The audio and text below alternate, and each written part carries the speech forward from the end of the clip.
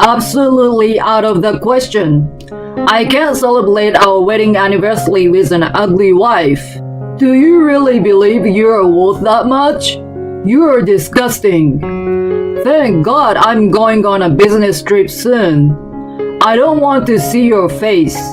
You're a daughter of a construction company, so find a nice place for me to stay. Well, I'm not counting on the help of your little family business. That's on the verge of bankruptcy.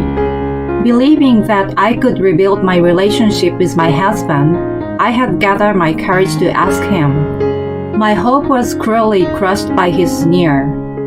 The gentle smile he gave me, saying he would take good care of me, was all a lie. His true intention was to be the husband of the CEO's daughter. Even though my father was the founder and CEO, his office was set up in his humble home. As soon as my husband found out, he thought he understood everything about my family business. Since then, he has been looking down at me with animosity. And on our wedding anniversary, he made it clear that he was spending an unforgettable night with the adulteress he loved. He left me behind in despair, with a lecherous smile on his face. My family is in a construction business. I had been living with my parents and working as an admin assistant to support their business since I graduated from university. I didn't want to rely on them, so I decided to move out when my grandma passed away. I took over her house and started living alone. Afterward, I met my husband John through a friend. We were amazingly true with each other in every way, including our values.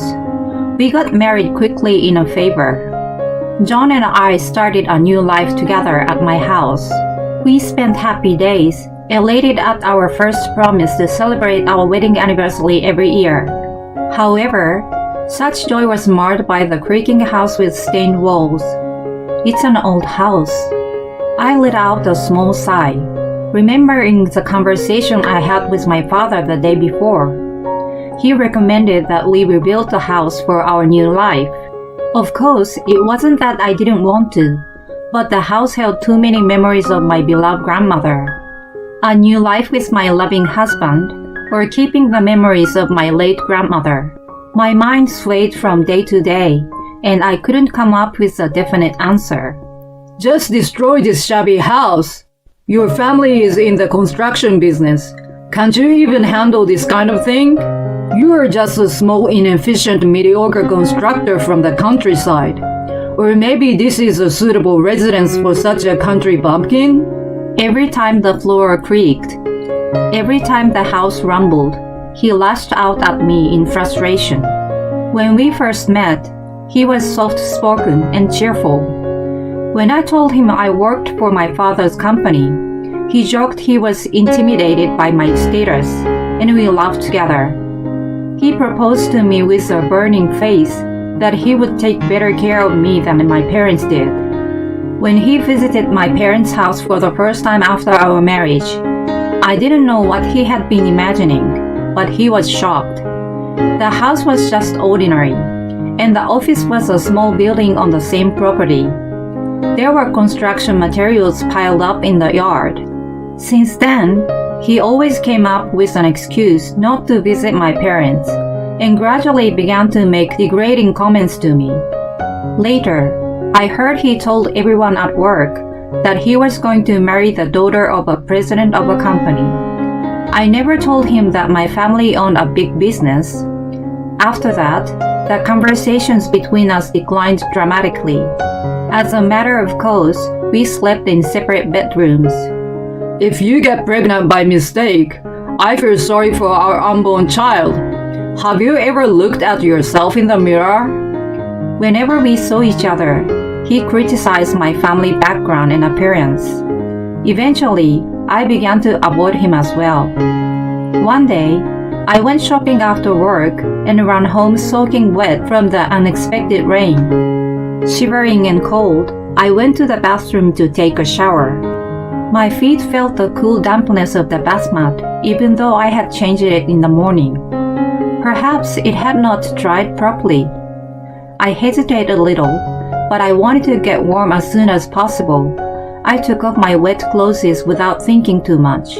However, I stiffened at the uncomfortable feeling that was not just my imagination. There was humidity and the water droplets were still on the shower curtain and walls. I cleaned the bathroom the night before. Even if I had forgotten to turn on the exhaust fan, it was hard to imagine that the room would remain so wet until late afternoon the next day. There was even a faint scent of shampoo that wasn't ours lingered. After I showered, I texted John to see if he had come home during the day. He replied with a simple, "Of course not." Indeed, that shouldn't have been a normal case. He should have been at work at this hour, working hard. But then, I found another odd thing in the gap between the washing machine and the wall. His favorite watch. I was certain that I saw him leave the house this morning wearing it. I put on rubber gloves and went to the bathroom once more. I pulled the drain in the bathtub and then became sure of it. I knew it. There were strands of long hair, obviously not the same color as mine or John's. Also, a couple of limestones that appeared to be parts of nail art were stuck on the hair. I rarely got my nails done. Next, I went to John's bedroom and found the same long hair and the same scent. There was even a smudge of foundation and lipstick on the white bed sheets. That night, while suppressing nausea that came up, I looked into John's phone as he dozed off in the living room. I had been hiding in my room to avoid seeing him after dinner. He didn't expect me to come out. He dropped his cell phone on the floor and dozed off in a good mood after a few drinks. I couldn't sense a trace of caution from him. His cell phone was not even locked as proof. A little surprised, but taking advantage of the situation, I opened the messaging app. I immediately found the adulteress. I guessed that she was his ex-girlfriend from the conversations. She was the daughter of an affluent family and left him when she got engaged to another rich man. However, he couldn't get over her and contacted her when she was preparing to move into a luxury apartment her fiancé's parents bought as a gift for the upcoming wedding. Her fiancé couldn't move in with her yet, and she was having trouble living alone in a new place. It seemed that John took advantage of the situation, and as if to compete with the happy tone of her messages, he boasted that he was about to marry the daughter of a construction company. I guess that he decided to marry me to get his story straight. How lame. He had no scruple to take advantage of me just to show off, and I was taken for a ride without realizing it. I felt really stupid. I threw his phone on the floor and went back to my room and cried out loud. I couldn't think straight and didn't even want to think about it. Our relationship was in an ice age, but I hadn't given up on us, and I couldn't be calm about it. I just kept crying like a child until my tears dried up. I was so tired that I fell asleep before I knew it. When I woke up, I heard the sound of John closing the door on his way to work. I jumped up in a haste and pulled my swollen eyelids off. I contemplated again about what I wanted to do. All I could recall was the image of John, who was so kind to me. I couldn't believe that it was all an act. He could have easily divorced me when he found out that I wasn't what he expected, but he didn't. I thought there was still a chance for a fresh start. That day, I made his favorite stew and waited for him to come home. I normally made it from scratch, and he complimented me that it was the best. I had fond memory of him eating it with an infectious smile on his face. When he came home, he didn't say anything directly to me, but he ate it happily. "Hey, it's our anniversary this weekend. Do you remember our promise? Why don't we go out together? It's sad and lonely to live like this without being able to talk to each other. We don't have to do anything special. I just want to be with you." I want to see the same things with you and have conversations. I gathered up the courage to tell him. I wasn't sure if it was nervousness or fear, but tears welled up in my eyes. I looked into his face as I wiped them away, believing that he was going to take me seriously. But, Ew, you're gross. A reclusive pig suddenly asks to be with me on our anniversary. What's so special about you that you deserve to be celebrated? An anniversary is only worth spending money on if you have feelings for each other. Otherwise, it's just another day, nothing special. There is no anniversary with you at all. I don't remember our stupid promises. Stop saying weird things all of a sudden. I feel nauseated now. he glared at me with disdain, as if he were looking at trash. Then, he stormed out on the pretext of going out to buy beers. I retreated to my room and cried again in devastation. That night, he was again carelessly lying in the living room. I wondered if he enjoyed mocking me in his head as he got drunk. I looked at the messages on his phone and found that he had a reservation for a fancy dinner with his adulteress on the day of our anniversary. Ironically, the same day seemed to be the anniversary of their relationship. Everything about our marriage was a mistake. There was never love on his side in this marriage from the beginning.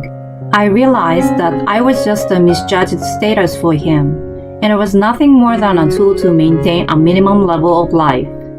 I crumbled down on the spot where he slept peacefully beside me. I trembled without tears. I'm leaving next week for a month on a business trip, so check out the short-term apartments for me. Your family is in the construction business, so you can at least get information on good properties through your connections, right?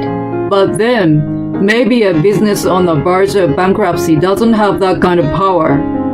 It was almost December.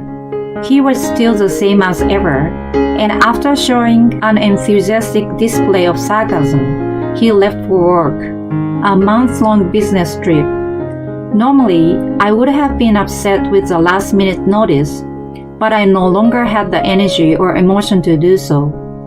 I already knew that the trip was nothing more than a lie, but to make the last memories with his adulteress before her marriage. Checking his phone became a regular occurrence. I felt guilty and disgusted with myself, but at the same time, it was providing me with useful information. Have a good trip. Good luck. I saw him off with an innocent smile, as if I knew nothing the following week.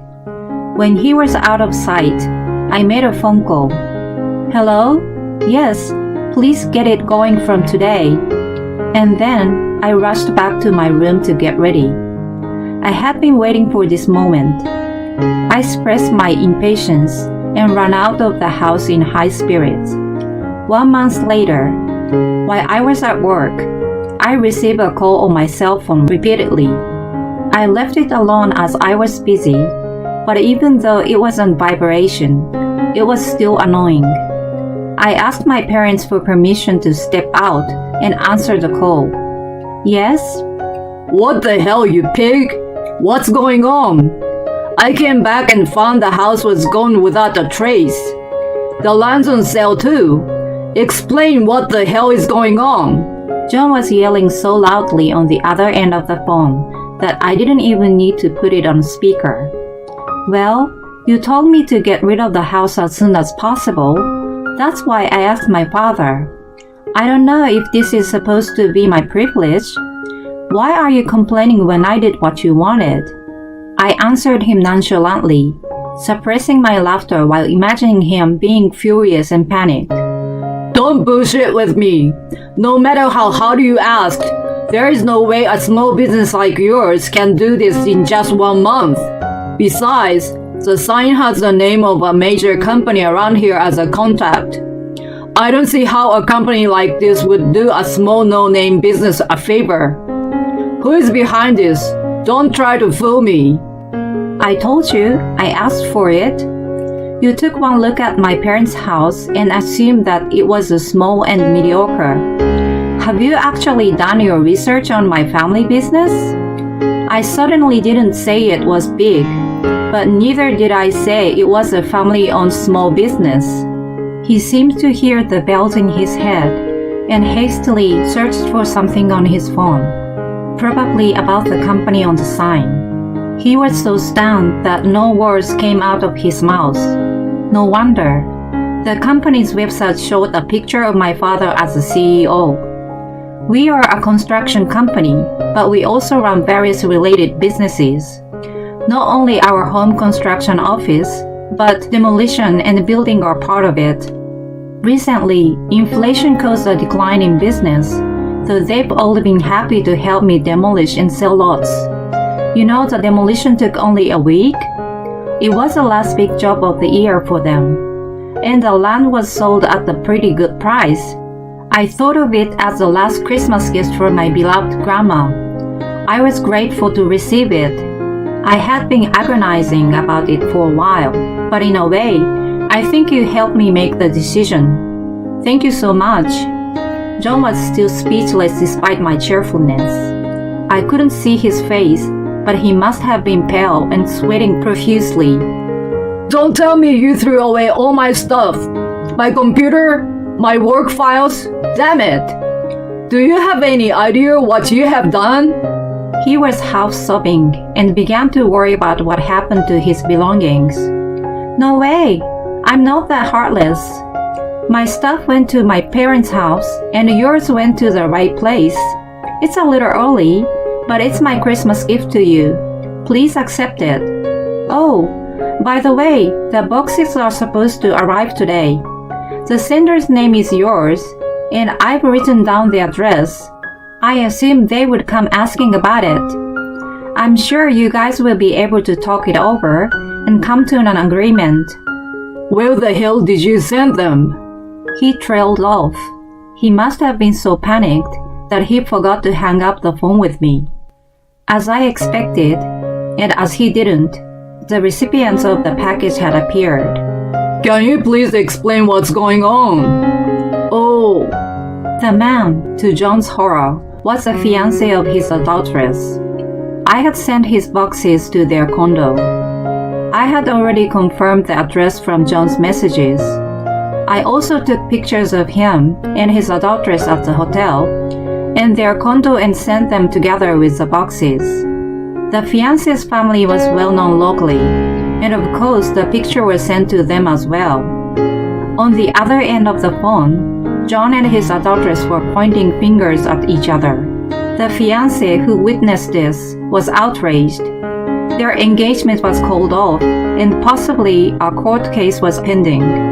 When the storm passed and John realized that he was still on the phone with me, he was furious and started cursing at me. You are trampling on my life, you bitch! I'm going to ruin your life too! You are worthless! I will make you regret destroying my life for the rest of yours! You deserve everything you got. How dare you say that without even thinking about what you did? I won't forgive you ever. This is definitely the end. I hung up the phone on him, and then immediately called his work.